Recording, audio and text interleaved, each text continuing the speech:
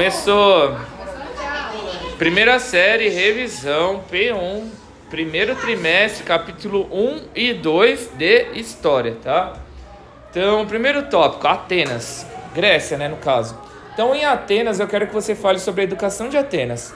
Em Atenas, o objetivo era formar pensadores, filósofos, cientistas. Então, eles aprendiam de todas as matérias. Somente os homens iam para a escola em Atenas. E o objetivo era formar pensadores, críticos, que analisassem a sociedade como um todo. Aí surgem aí Sócrates, Aristóteles, Platão, são grandes nomes atenienses formados nas escolas de Atenas. Próximo tópico, Esparta. Em Esparta, os homens e as mulheres poderiam ir para a escola, só que o objetivo era diferente, tá? Lá em Esparta, no caso, o objetivo da escola era formar guerreiros, tá? Formarem pessoas fortes para que pudessem compor um exército para poder guerrear. Esse era o objetivo lá de Esparta. Até expliquei para vocês que existia lá um grande teste, onde que eles passavam um ano, aos 18 anos, somente com a roupa do corpo, sem dinheiro, sem mantimento, sem alimento, sem nada. Se passasse por esse teste de um ano de sobrevivência, fariam parte ali, tipo, da tropa de elite, do que se refere ao exército espartano.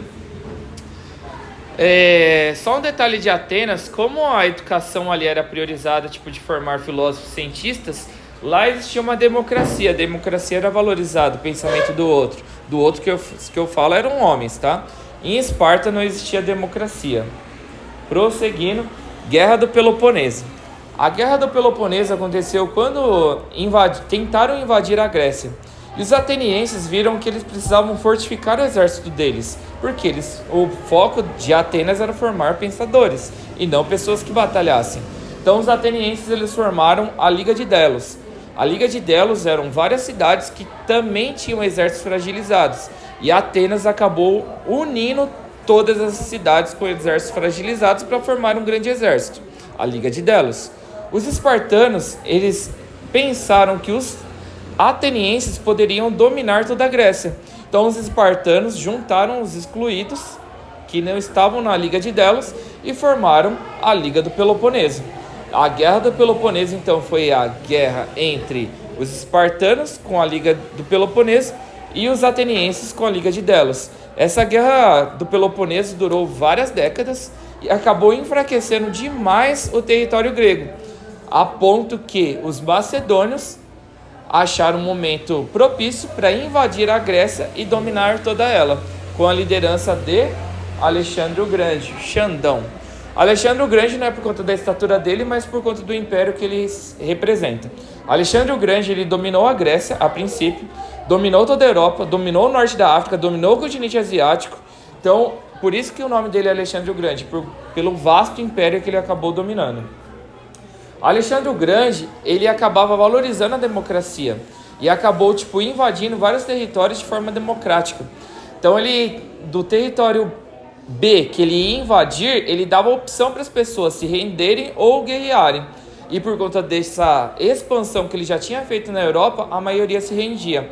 E Alexandre o Grande, ele também dava a brecha para que as pessoas pudessem continuar suas manifestações culturais. Então ele não obrigava ninguém a se tornar religioso com a religião dele. Ele não obrigava ninguém a falar o idioma que ele falava. Então aí surge a cultura helenística, que é a cultura que vai ser a fusão da cultura macedônica com a cultura asiática.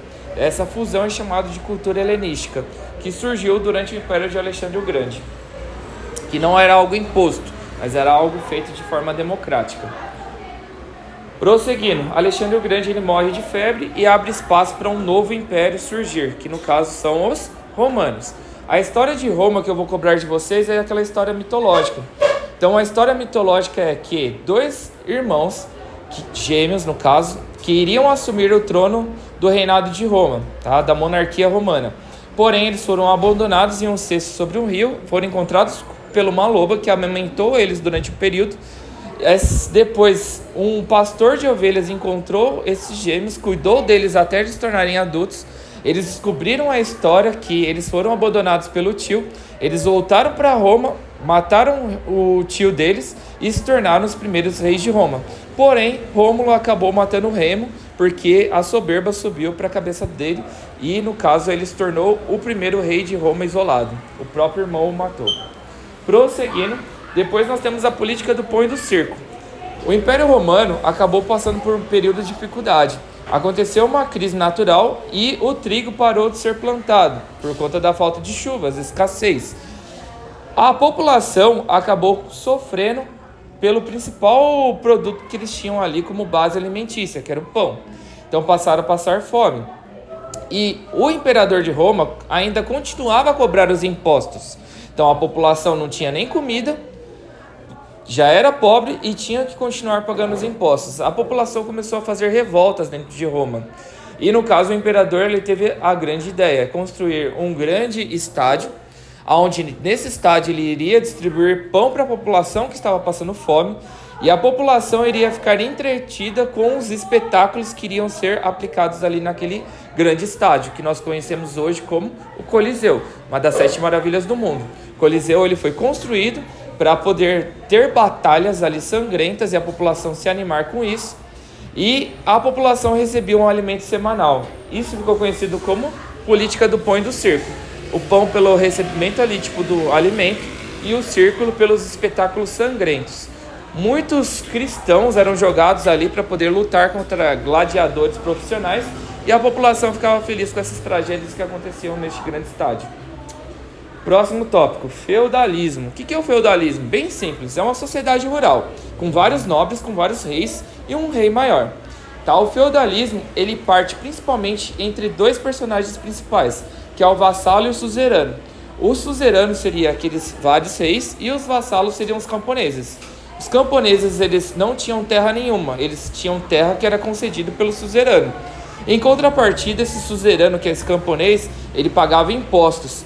Ele pagava impostos com parte da produção dele, ele entregava para este rei. Em contrapartida, ele poderia ter ali a casa para ele poder sobreviver, dormir e tal, plantar seu próprio alimento. Então ele pagava os seus impostos. Outra coisa também que acontecia é que o rei dava proteção para esses camponeses. Em contrapartida, quando tivesse uma guerra, esses camponeses tinham que lutar no exército em prol deste rei. Alguma dúvida sobre o feudalismo? Prosseguindo. Depois nós temos as cruzadas. As cruzadas, o nome já está até no plural, porque não foi só uma batalha, foram várias. E a maioria delas, eles acabaram perdendo, tá? As cruzadas eram quando a igreja e o Império Romano queriam conquistar Jerusalém, que fica no continente asiático. É um caminho muito grande, tal, extenso. Nessas cruzadas, o exército ele tinha muitas vantagens ali, porque a cada cidade que eles iam passando, eles poderiam conquistar essas cidades, pegar os espólios das guerras, que é aquilo que sobrava, do ouro e da prata. Então, as cruzadas era algo vantajoso, porque o exército poderia enriquecer conquistando cidades menores até chegar a Jerusalém. Outra coisa, o principal objetivo da conquista de Jerusalém era conquistar o principal centro religioso mundial. Tá? Jerusalém é muito importante por conta que Jesus teve ali um marco histórico naquela cidade. Jesus foi crucificado em Jerusalém. Então, conquistar Jerusalém era algo muito importante para a Igreja Apostólica Católica Romana, porque iriam conquistar o centro religioso onde Jesus passou por aquele local. Próximo, estados. Por último, para nós finalizarmos, tá? Existem as 4 formações dos principais estados nacionais europeus. Nós estudamos sobre Portugal, Espanha, França e Inglaterra. Você vai ter que explicar depois na prova como é que cada estado se formou. Primeiro, Portugal e Espanha estão relacionados à Guerra da Reconquista. Ao norte da África, os mouros muçulmanos estavam tentando invadir a Espanha. Então, no caso, os espanhóis, que estavam divididos em 4 reinos, se uniram para poder batalhar contra esses muçulmanos. Isso foi conhecido como a Guerra da Reconquista. Os espanhóis venceram a Guerra da Reconquista. E existiu ali um príncipe de destaque nessa Guerra da Reconquista que ganhou terras bem lá no cantinho da Espanha, onde que nós conhecemos como Portugal. O primeiro país europeu então foi formado, Portugal, através da Guerra da Reconquista, com este príncipe de destaque nessa guerra.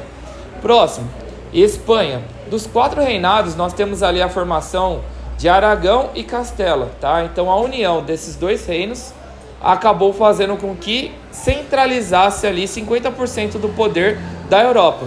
Então pensa num poder dividido em 4 reinos, 25, 25, 25, 25, 100%. Então com a união desses 2 reinos nós temos 50% do comando da Espanha.